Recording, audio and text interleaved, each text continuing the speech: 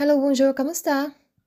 So for this week's topic, i-share ko sa inyo kung ano-ano ang mga realizations ko when I arrived here in Paris. So 2015 nang dumating ako dito. Eksaktong New Year, January 1. So paglabas ko pa lang ng airport, naramdaman ko na ang kakaibang lamig.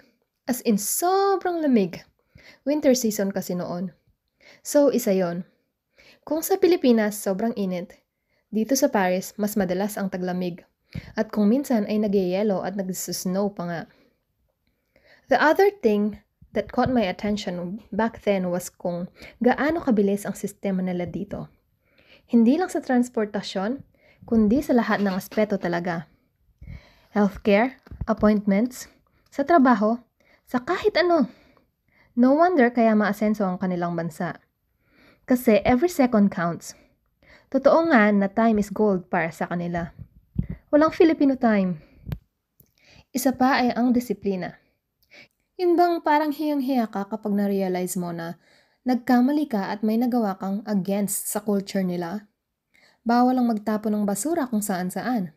Bawal makipag-usap ng malakas kapag nasa public places. Kailangan irespeto mo yung lahat. Hindi ka pwedeng maging basta-basta na lang umastang bastos. Mapapawaw ka na lang talaga pag first time mong na-witness yun. At ang pinakatumatak na bagay pa sa akin dito ay ang talagang pagpapahalaga nila sa kanilang sariling wika. Hindi ka basta-basta makakahanap o makakatagpo ng makakausap dito, even in English. They really prefer and urge you to speak their language, which is French.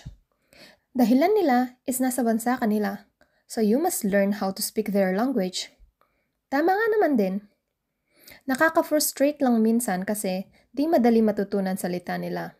Pero magta-try naman din sila na magkaintindihan kayo. At di naman lahat nagsistick sa ganoong principle. So, noong mga panahong yon, masasabi kong medyo mahirap na nakakamangha pa din. Unlike sa panahon ngayon na 9 years na ang lumipas mula nung dumating ako, most people speak in English to communicate. So, move on tayo sa next, which is the cost of living here in Paris. It is way too expensive. Yes, napakamahal. Despite the fact na kumikita ka ng malaki, ay malaki din ang expenses. Lalo na't kung di ka marunong dumiskarte at mag-budget. Nung ako, together with my mother and uncle, nakatira kami sa isang 12 or 14 square meters na studio. Imagine, 4 na sulok ng bahay at 3 ang nakatira. Nagbabayad kami ng total of 620 euros plus the other charges pa. Sabihin na natin 700 euros that time.